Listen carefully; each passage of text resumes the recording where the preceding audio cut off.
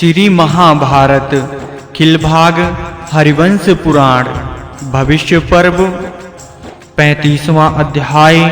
भगवान वराह के द्वारा विभिन्न दिशाओं में पर्वतों और नदियों का निर्माण। वैश्यापन जी कहते हैं, हे राजन, उस जलराशि के ऊपर विशाल नौका के समान पृथ्वी स्थित हो गई। इसका आकार बहुत बड़ा है, इसलिए ये जल में न डूब सकी। तदनंतर भगवान ने पृथ्वी के विभाग का चिंतन किया।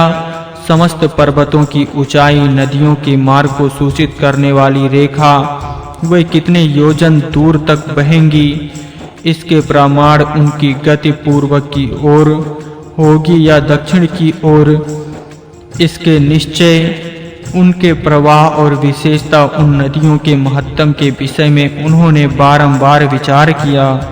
4 समुद्र जिसके अंत में हैं, अथवा वे चतुर्थ पग के आकार वाली हैं, उस पृथ्वी की इस रूप में स्थापना करके उन्होंने महासागर का भी निर्माण किया। फिर पृथ्वी के मध्य भाग में सुवर्ण में मेरु पर्वत की स्थापना की। इसके बाद पूर्व दिशा में जाकर उन्होंने उदयाचल की सृष्टि की, जिसका विस्तार 100 योजन और ऊंचाई सहस्त्र योजन है।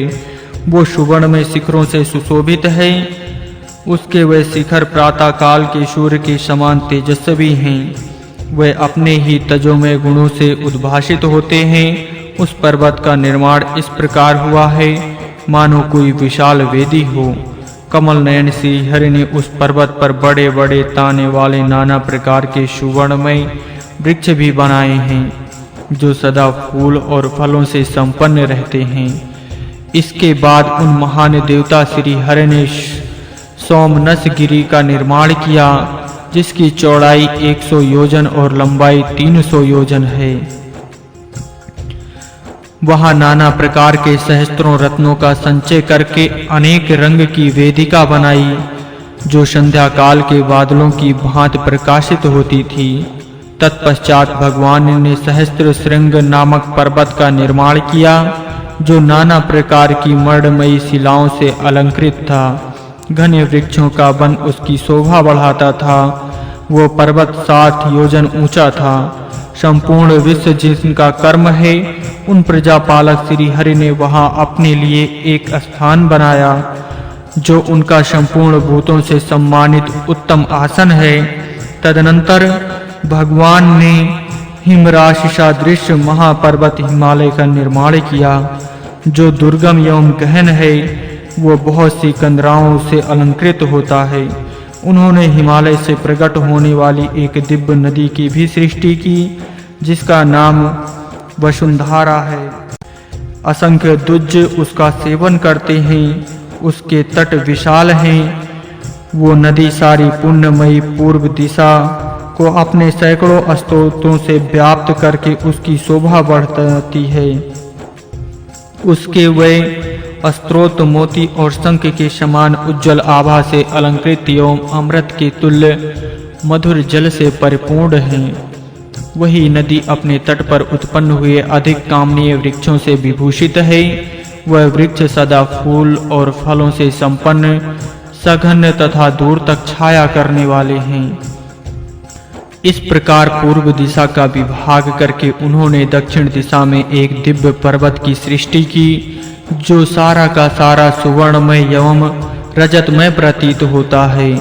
वो एक ओर से सूर्य के समान सुनहरी प्रभा से प्रकाशित होता है और दूसरी ओर से चंद्रमा के सदृश चांदी जैसी कांति से सुशोभित होता है।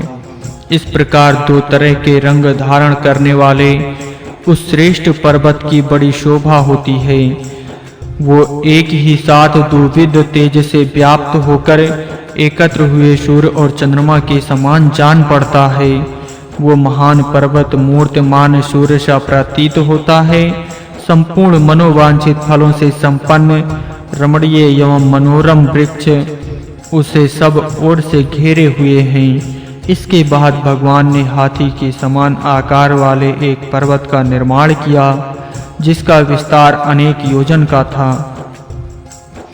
उसमें सब ओर सुवर्णमयी गुफाएं शोभा पाती थीं तत्पश्चात उन्होंने वृषभ के समान आकृति वाले ऋषभ नामक पर्वत की सृष्टि की, जो सुवर्ण एवं कंचनमय वृक्षों से संपन्न था। अपने फूलों के कारण वो पर्वत हंसता हुआ सा जान पड़ता था। तदनंतर भगवान ने गिरिराज महेंद्र का निर्माण किया, जो 100 योजन ऊंचा और सुवर्ण में शिखरों से सुशोभित था। उसके विशाल वृक्ष सुंदर फलों से भरे रहते थे। वो पर्वत पृथ्वी पर मूर्तिमान प्रतिक्षोभ सा प्रतीत होता था।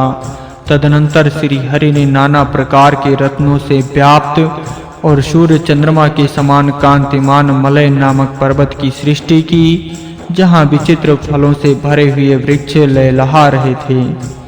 इसके बाद उन्होंने दक्षिण दिशा में एक सुंदर और विस्तृत पर्वत महाशैल मैनाक की रचना की, जो शिला समूहों से व्याप्त था। तत्पश्चात नाना प्रकार के वृक्षों और लताओं से व्याप्त सहस्त्र शिखर वाले विंध्यागिरि की सृष्टि की।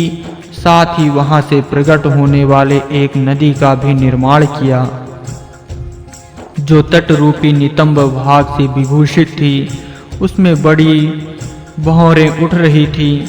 उसका जल दूध के समान स्वच्छ था। वो पयोधारा के नाम से विख्यात हुई। जल से भरी हुई वो दिव्य एवं रमणीय नदी सैकड़ों तीर्थों से सुशोभित थी और अपने मंगलकारी जल से दक्षिण दिशा को पवित्र एवं अल्पावित कर रही थी। इस प्रकार दक्षिण दिशा को प्रतिष्ठित करके भगवान पश्चिम दिशा को चले आए।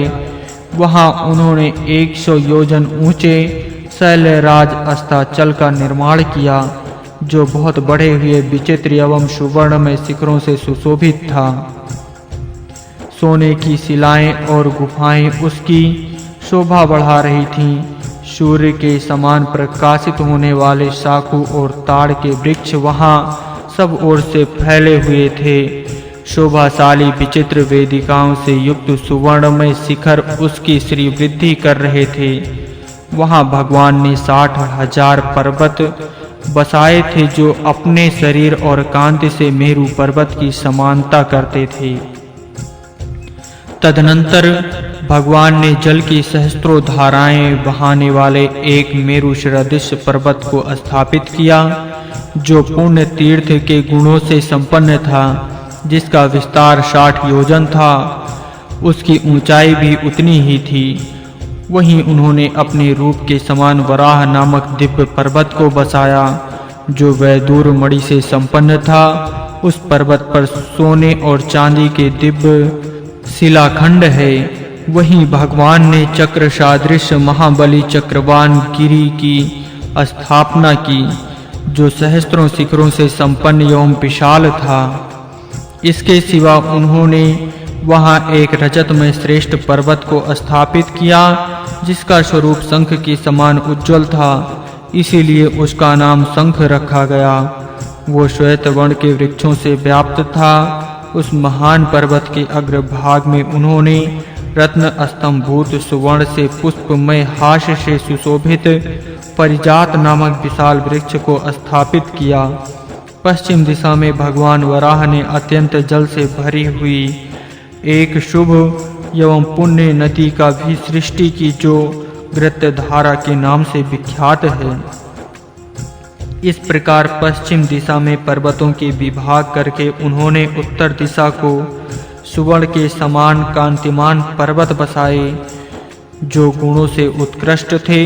तत्पश्चात उन्होंने सूर्य के समान तेजस्वी तथा सुवर्ण में धातुओं से ढके हुए सौम्यगिरि की सृष्टि की, जो आकाश के बराबर ऊंचा और सौम्य था। उस देश सूर्य के प्रकाशित न रहने पर भी उस पर्वत की प्रभा से ही प्रकाशित होता रहता है। उस पर्वत की शोभा तपते हुए सूर्य के द्वारा और अधिक उद्दीप्त हो उठी है, जैसे मध्याह्न कलिक सूर्य के समीप श्रीहीन हुए चंद्रमा सूक्ष्म दिखाई देते हैं।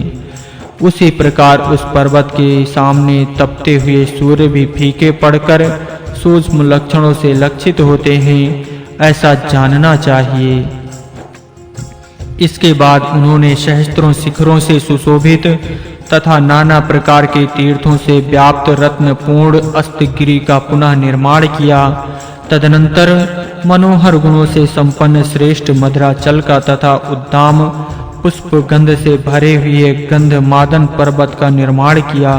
गंधमादन के शिखरों पर सुवर्ण रस को प्रकट करने वाले जम्बू वृक्ष का निर्माण किया, जो जाम्बू नदमय सुवर्णमय अनंत और अद्भुत दिखाई देता है। इसके बाद 3 शिखर वाले त्रिकूट गिरी, पुष्कर पर्वत तथा श्वेत बादलों के समान उज्जवल कांति वाले गिरि श्रेष्ठ कैलाश का निर्माण किया। तदनंतर वराह रूप धारण करने वाले श्री हरि ने दिव्य धातुओं से विभूषित गिरिराज हिमवान को स्थापित किया।